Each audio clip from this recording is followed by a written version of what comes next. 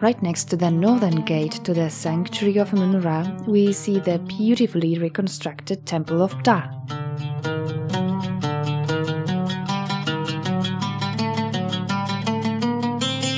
At first glance, it appears to be a Ptolemaic temple, but it's much older.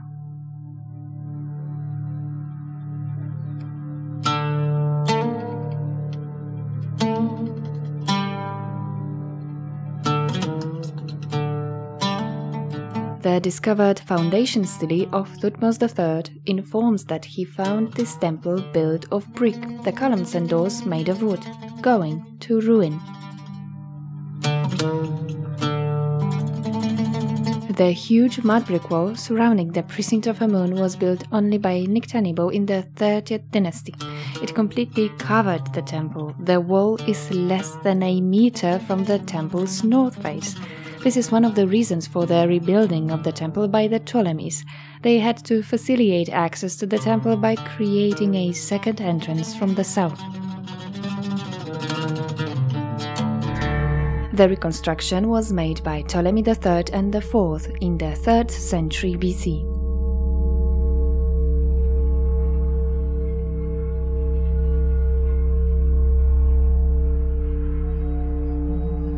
The temple of the great creator god Ptah. This deity from Memphis had its sanctuary in Karnak already in the Middle Kingdom.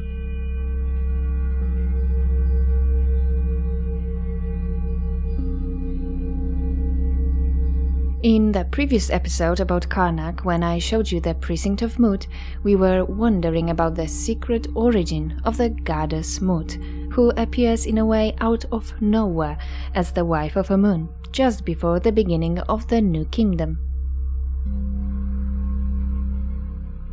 Her cult comes with statues of the lion-headed SEKHMET.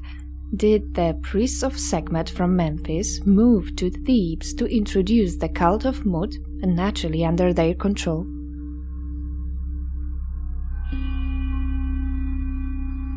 There's actually circumstantial evidence that points to it. Hundreds of statues of Sekhmet have been found at the Mut temple in Karnak. Sekhmet, as the daughter of Ra, couldn't be the wife of Amun-Ra, hence the cult of the new Theban goddess, Mut, represented in the double crown of Upper and Lower Egypt, despite the country being divided at that time. Did the alliance of the priests of Memphis from the north and the Theban rulers from the south foreshadow the expulsion of the Hyksos and the unification of Egypt by Ahmose I? I believe it did. The presence of the temple of Ptah in Karnak from those times can also point to it.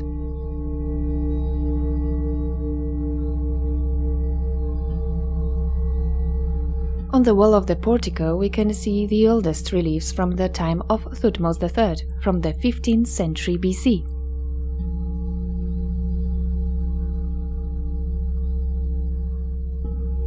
We know that in order to erect the temple, Thutmose III demolished a nearby building of unknown purpose, erected by his predecessor, Hatshepsut.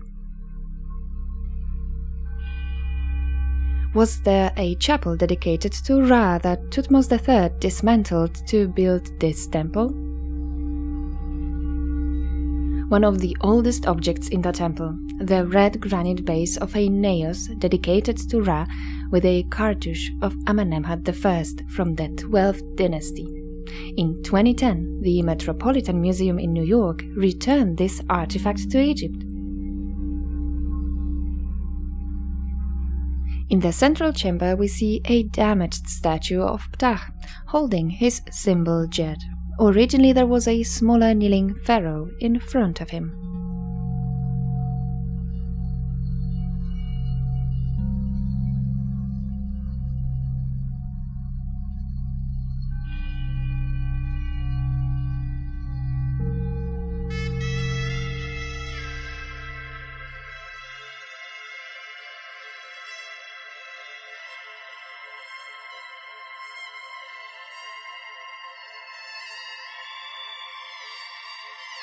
Now we're in the side chapel, a perfectly preserved Sekhmet statue of black granite. The electric light wasn't working during my visit, but Fortunately, I never part with my flashlight.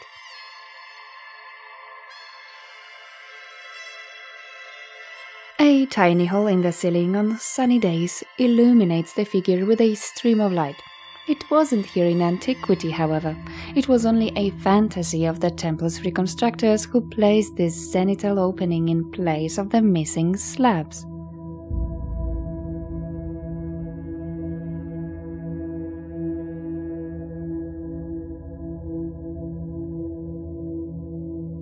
Such openings in the ceiling were found in many temples, including this one, but they had a practical role. They illuminated the paths used by the priests during daily rituals. In Roman times, there was a settlement around the temple. In Coptic times, its inhabitants partially dismantled the temple for building material.